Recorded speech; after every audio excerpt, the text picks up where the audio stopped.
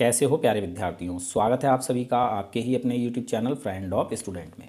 इस video class में हम प्रश्नावली 3.2 का दूसरा सवाल सॉल्व करेंगे। पहला सवाल हम लोगों ने सॉल्व कर लिया है और इसका लिंक मैंने इस वीडियो के डिस्क्रिप्शन बॉक्स में दे दिया है, आप पहला सवाल देख सकते हैं। दूसरा सवाल स्टूडेंट्स हमें दिया है, अनुपातों A1/A2, B1/B2 और C1/C2 की तुलना कर ज्ञात कीजिए कि निम्न समीकरण युग्म द्वारा निरूपित रेखाएं एक बिंदु पर प्रतिच्छेद करती हैं, समांतर हैं अथवा समपाती हैं। तो इस सवाल में हमें ये तीन रैखिक समीकरणों के युग्म दिए हुए हैं, मतलब दो दो समीकरणें यहाँ पर हमें दी हुई हैं। हमसे पूछा गया है कि इन समीकरणों को अगर आप ग्राफ पेपर पर व्यक्त करते हैं तो आपको किस प्रकार की रेखाएं मिलेंगी।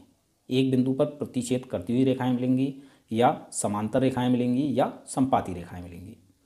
लेकिन हमें इन समीकरणों को ग्राफ पेपर पर व्यक्त नहीं करना है, बल्कि इन अनुपातों की तुलना करके बताना है। ठीक है, तो हम ये बहुत आसानी से बता सकते हैं इन अनुपातों की तुलना करके। देखो A1, A2, B1, B2, C1, C2 ये क्या है, पहले ये समझ लो।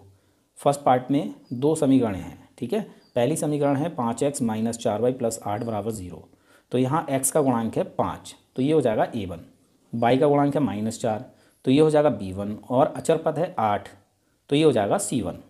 इसी प्रकार से दूसरी समीकरण है 7x + 6y - 9। तो यहाँ x का गुणांक है 7, तो ये हो जाएगा A2।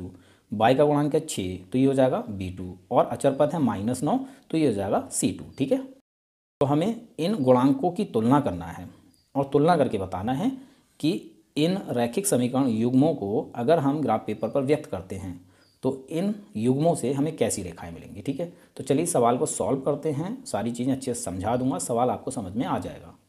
देखिए स्टूडेंट्स, अगर किसी रैखिक समीकरण युग्म में अगर A1/A2 बराबर नहीं है B1/B2 के, तो ऐसी समीकरणों से प्राप्त रेखाएं प्रतिच्छेद करती हैं, मतलब एक बिंदु पर प्रतिच्छेद करती हैं। ठीक है, और अगर A1/A2 बराबर है B1/B2 बराबर है C1/C2 के, यानी ये तीनों ही अनुपात अगर आपस में बराबर हैं, तो ऐसी समीकरणों से प्राप्त रेखाएं समपाती होती हैं। समपाती का मतलब होता है एक रेखा पर दूसरी रेखा होना। ठीक, और अगर A1/A2 बराबर है B1/B2 लेकिन बराबर नहीं है C1/C2, तो ऐसी रेखाएं समांतर होती हैं, यानी ऐसे समीकरणों से प्राप्त रेखाएं समांतर रेखाएं होती हैं। समांतर का मतलब होता है ऐसी रेखाएं जो एक दूसरे से किसी भी बिंदु पर ना मिलें। तो बस इन्हीं अनुपातों की हमें तुलना करनी है। ठीक है, हमें ये तीन चीज़ें देखनी होंगी सवाल में। तो चलिए फर्स्ट पार्ट को सॉल्व करते हैं। फर्स्ट पार्ट में स्टूडेंट्स समीकरण हैं 5x - 4y + 8 = 0 फर्स्ट समीकरण, 7x + 6y - 9 = 0 सेकेंड समीकरण। तो समीकरण फर्स्ट में A1 5 है, यानी x का गुणांक है 5, B1 -4 है, यानी y का गुणांक है -4, और C1 है 8, यानी अचर पद है 8। इसी प्रकार से समीकरण सेकंड में A2 7 है, यानी x का गुणांक 7 है, B2 6 है, यानी y का गुणांक 6 है, और C2 -9 है, यानी अचर पद है -9।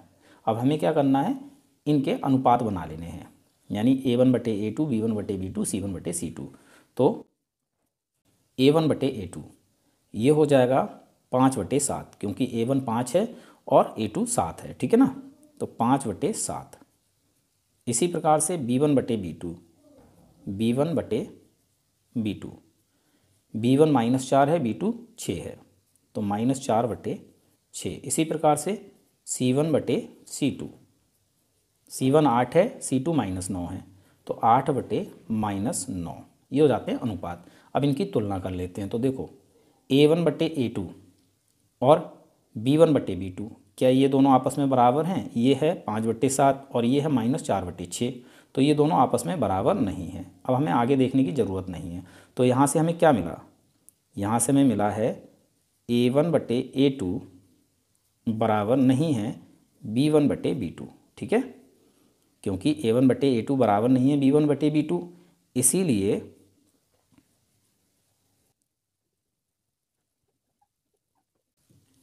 प्राप्त रेखाएं एक बिंदु पर प्रतिच्छेद करती हैं। ये हमारा फर्स्ट पार्ट का आंसर हो जाता है। ठीक है, इसी प्रकार से हमें सेकंड पार्ट को भी सॉल्व करना है। सेकंड पार्ट में स्टूडेंट समीकरण हैं 9x + 3y + 12 = 0, ये समीकरण फर्स्ट है, और 18x + 6y + 24 = 0, ये समीकरण सेकंड है। तो समीकरण फर्स्ट से A1 9, B1 3, C1 12, यानी x का गुणांक 9, y का गुणांक 3 और अचर पद 12। इसी प्रकार से समीकरण सेकंड से A2 = 18, B2 = 6 और C2 = 24, यानी x का गुणांक 18, y का गुणांक 6 और अचर पद 24। ठीक है, अब हमें अनुपात बना लेने हैं और तुलना कर लेनी है। तो a1/a2 ये हो जाएगा 9/18, 9/18। ये दोनों आपस में कैंसिल हो जाएंगे, 9 एकम 9, 9 दूनी 18, तो हमें मिलेगा 1/2। अब b1/b2 ये है 3/6, तो ये भी आपस में कैंसिल हो जाएंगे, 3 एकम 3, 3 दूनी 6, तो ये मिलेगा 1/2। और c1/c2 ये है 12/24, ये भी आपस में कैंसिल हो जाएंगे, 12 एकम 12, 12 दूनी 24, तो हमें मिला 1/2। तो यहाँ आप स्पष्ट रूप से देख सकते हैं a1/a2, b1/b2 और c1/c2 ये तीनों ही अनुपात 1/2, 1/2, 1/2 है, यानी तीनों ही अनुपात आपस में बराबर हैं। तो इनसे प्राप्त रेखाएं कैसी होंगी? समपाती रेखाएं होंगी।